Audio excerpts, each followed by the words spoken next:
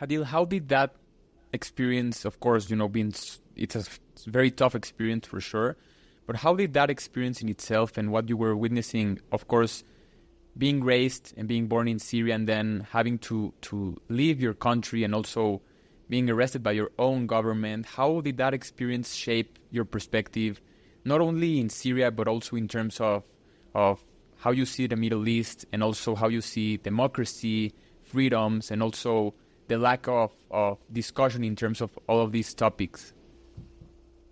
Yes, of course, the experience of participating in this public movement in Syria and then getting arrested shaped who I am today, what I'm doing for career, and who I am as a mother, as a wife, as someone who lives here in the United States. It changed me a lot. First, I learned that we are tough. Human beings are tough, and we can survive. We can go through a lot and then survive and come stronger out of all of that.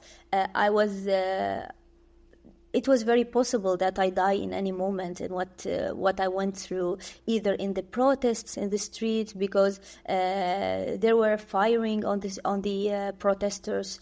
I made it. I didn't die. I didn't die in jail. A lot of people die in jails in Syria. A lot of Syrians died while trying to get out of the country. They died on the borders between Syria and Turkey. Some of them died in the sea while trying to make it out of the region.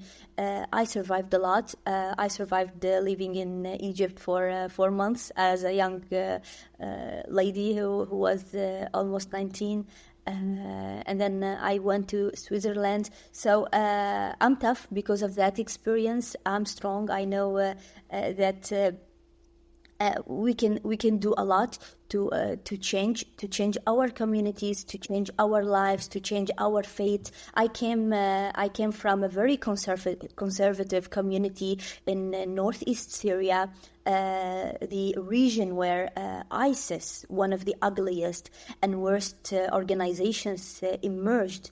And here I am enjoying my freedom here in the United States. I was able, with the hundreds of thousands of Syrians, to change maybe the fate of Syria. It's not for better, unfortunately, because a lot of things happened besides the uprising. But we were able to change. Syria after 2011 is not like Syria before 2011. But also, in general, I learned that it's hard to make change in the Middle East, because we wanted change for better. We wanted progressive change, and unfortunately what we see now is regressive change. A lot of Islamist groups emerged, tried to hijack the uprising and tried to be the champions of the uprising and calls for change in Syria. So I learned that it's really hard to make progressive change in the Middle East, but I also learned that there are a lot of amazing individuals in our region who made it when they got out of that region. But unfortunately, inside the region, because of the regimes, because of the system in place, because of the foreign policies for the big countries like the United States, like Russia, like European countries, there is not big tendencies to see progressive change in the region. Wow. Yeah, it's a lot to unpack there, Hadeel. Thank you for those comments. And, there's a lot of questions that emerge. First of all, I would really love to hear, you mentioned that we're witnessing a regressive change from 2011 until today, not only, I guess, in Syria, but you're seeing this pattern across the Middle East.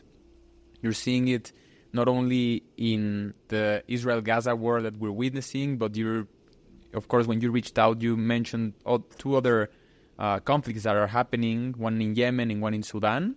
Those two are not being discussed that much as we should, and your work should be more shed a light onto, because you're working on to revealing those truths.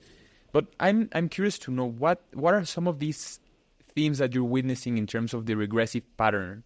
Why is it that the Middle East is going back to those themes of oppression and control and lacks of freedom? Yes, so the hope at the beginning of the Arab Spring was to have more freedoms in the region. We did not get the freedoms.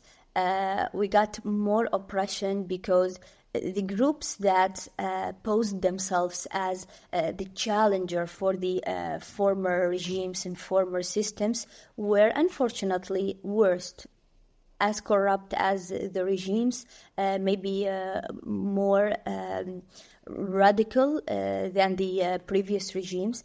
And when the world watched what was happening in a country like Libya or Syria or even Yemen, they saw that the alternative for the former regimes are worst. They are branches of Al-Qaeda, groups affiliated and related with ISIS, affiliated with the IRGC, the Iranian militias.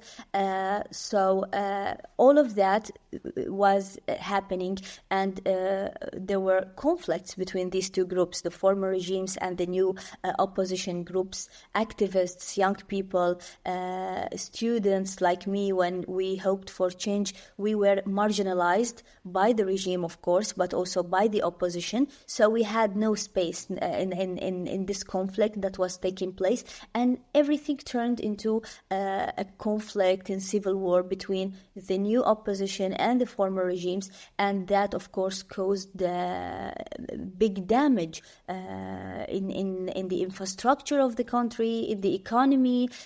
So things became worse than how they used to be before this uprising, because the economy got worse.